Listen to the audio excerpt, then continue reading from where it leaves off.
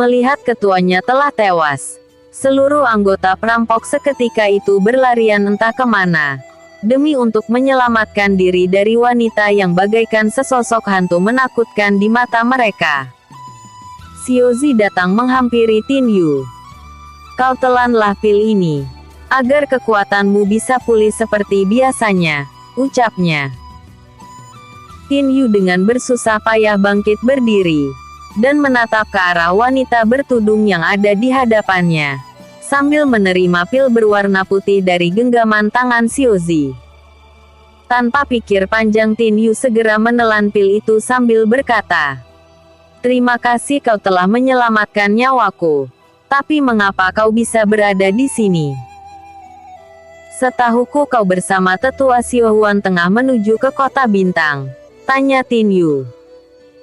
Xiaozi membalikkan tubuhnya membelakangi Tin Yu sambil berkata, "Kakekku tengah bermeditasi di sebuah tempat, dan roh jiwanya pergi menemui ketua Akademi Kunlun untuk menyatakan jika kami telah berada di benua semesta biru.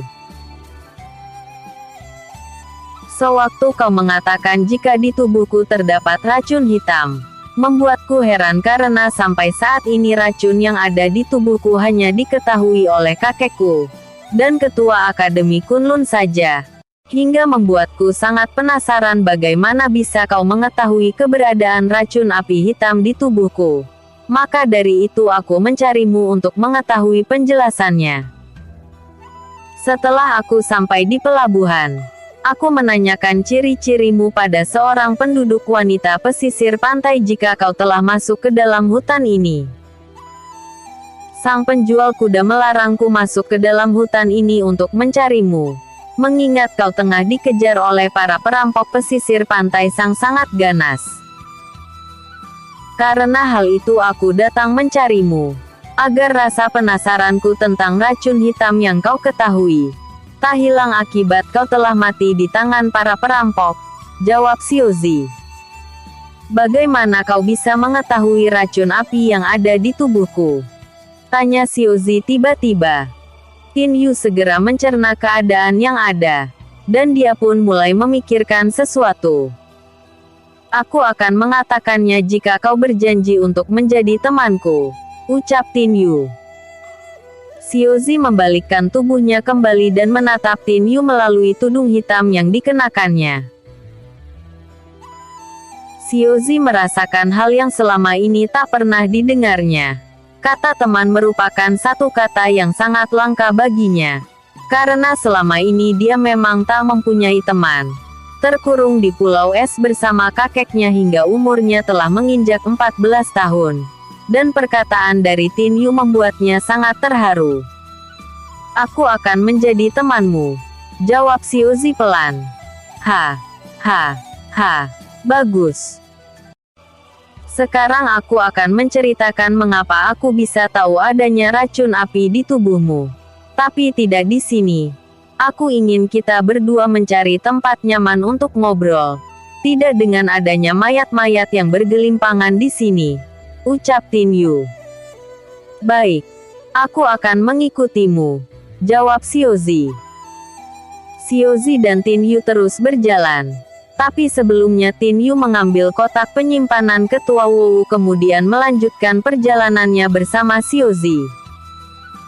Akan tetapi baru beberapa saat mereka meninggalkan tempat terjadinya pertarungan, tiba-tiba saja angin bertiup sangat kencang yang membuat Xiaozi menahan langkah Tin Yu. "Tin Yu, kita kedatangan kultivator yang sangat kuat," ucap Xiaozi.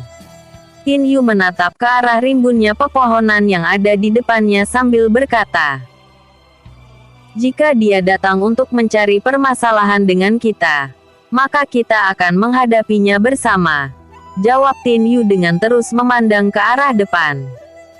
"Guru, apakah kau mendengarku?" "Guru," batin Tin Yu. Tak ada sahutan dari dalam alam batinnya. Sebenarnya naga giok dapat mendengar jelas panggilan Tin Yu. Akan tetapi naga giok tetap memilih diam. Sengaja naga giok tak merespon panggilan Tin Yu, agar Tin Yu tak selalu mengandalkannya jika ada masalah besar yang akan membuatnya ketergantungan dan menjadi lemah.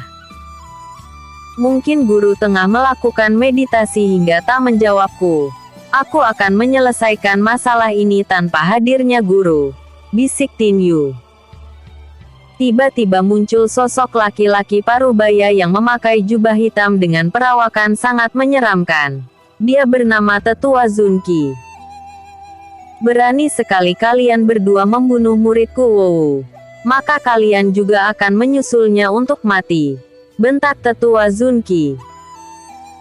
Setelah berkata seperti itu, Tetua Zunqi langsung menyerang Xiaozi dan Tin Yu, hingga pertarungan pun tak dapat terhindarkan. Mengapa serangannya begitu sangat cepat? Aku tak bisa terus bertahan seperti ini, batin Tin Yu. Tak lama berselang satu buah tendangan bersarang telak di tubuh Tin Yu, yang membuatnya harus terhempas jauh ke belakang. Melihat Tin Yu terkena serangan, membuat Xiaozi dengan cepat membekukan energi di tangan kanannya, hingga terciptalah sebuah pedang es.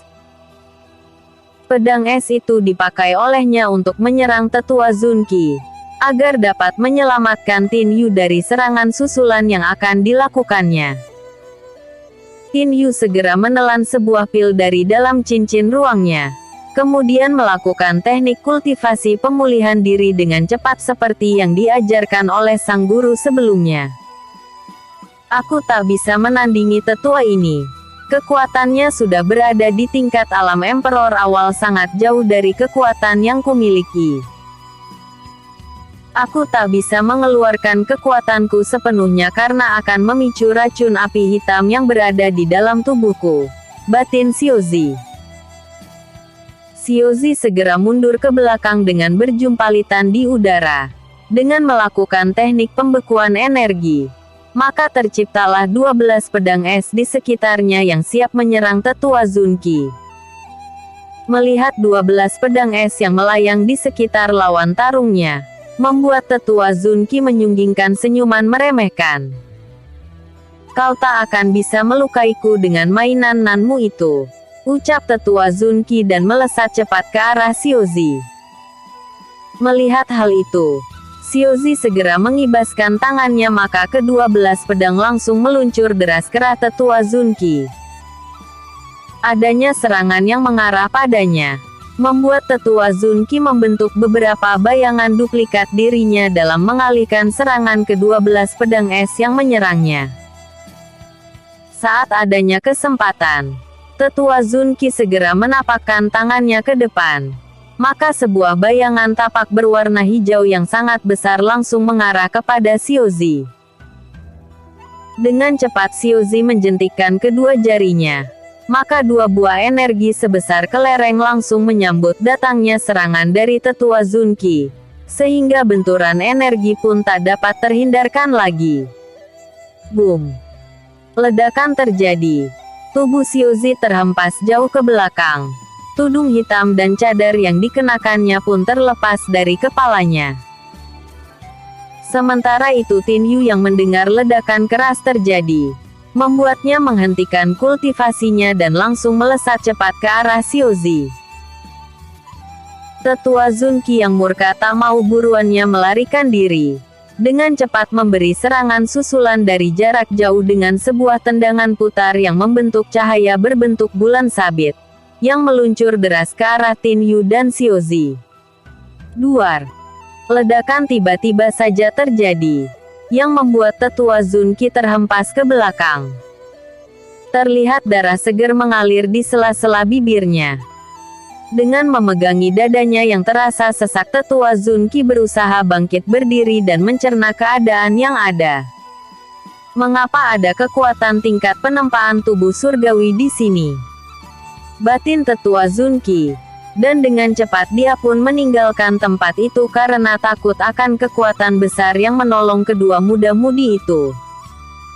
Naga giok yang melihat Tetua Zunqi telah pergi dari tempat itu, membuatnya kembali ke dalam alam batin Tin Yu. Sementara itu Tin Yu yang berlari kencang membawa Xiaozi di dalam gendongannya. akhirnya harus menghentikan larinya karena tubuhnya telah terperosok ke dalam lubang yang sangat dalam.